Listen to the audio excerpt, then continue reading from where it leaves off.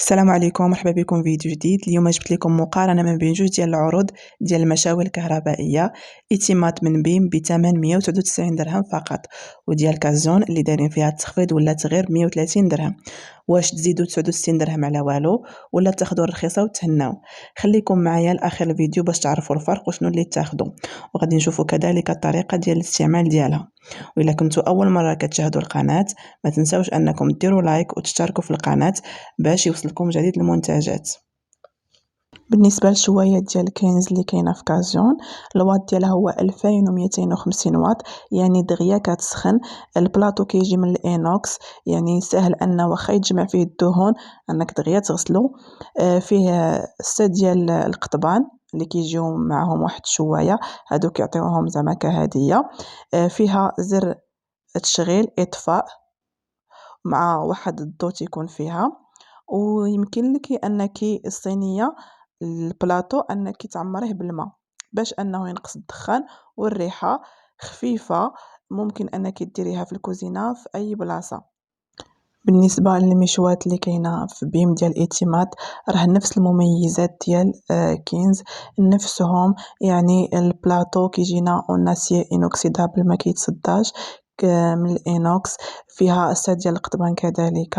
بالنسبه للواط فيها 2250 واط، يعني نفس الواط اللي في كنز. كذلك فيها زر تشغيل والاطفاء نفسها. ممكن انك كذلك تنطفيها بسهوله، يعني نفس المميزات غير الاخرى ناقصه في الثمن وهذه زايده في الثمن. بالنسبه لهاد جوج مشاوي كهربائيه، راه طريقه الاستعمال ديالهم نفسها بجوجهم بحال بحال. حنا غادي نجربوا في اعتماد اننا كنديروا شويه ديال الماء باش ما تطلقش الدخان، ومن بعد عاد كنركبوا البريز وعاد كنشعلوها. درنا فيها الفلفله، غادي نشوفوا واش غادي تشوى. هانتوما كما كتشوفوا معايا ان الفلفله راه غادي طيب، يعني راه غادي تشوى مزيان.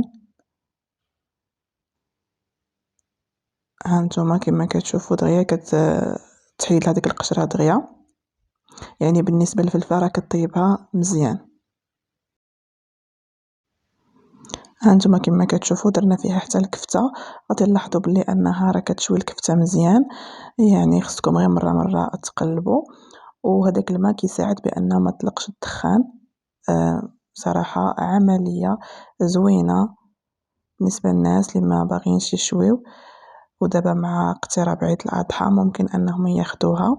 وراه بحالها بحال ديال الكينز ديال بيم، راه نفس الخدمه، يعني راه هاد جوج بحال بحال.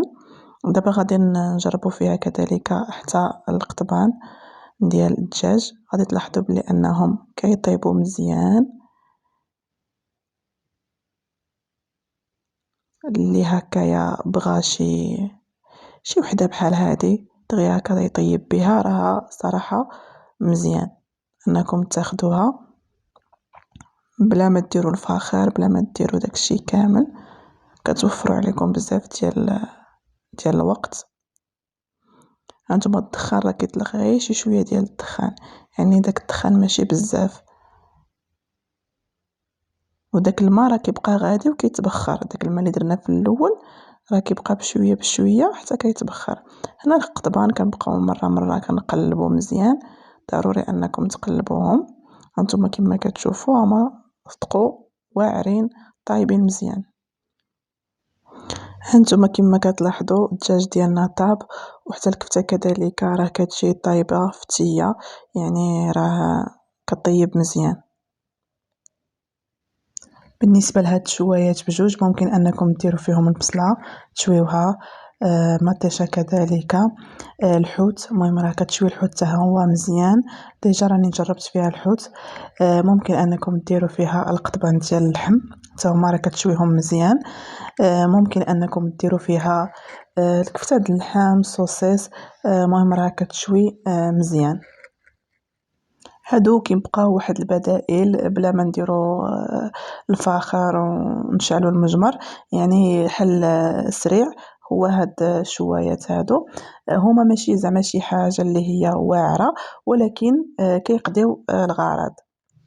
بالنسبة شكون اللي حسن هما راه بحال بحال، يعني المميزات اللي في كينز راه كاينه في ايتيمات، يعني راهم من نفسهم.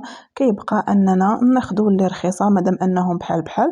من الاحسن اننا ناخذوا ديال كينز، لان راه الثمن اللي هو ناقص بزاف، يعني 70 درهم اولا 69 درهم ديال الفرق، وهما الخدمه ديالهم بحال بحال. اذا من الاحسن اننا ناخذوا ديال كينز ديال كازيون ونوفروا 70 درهم اولا 69 درهم.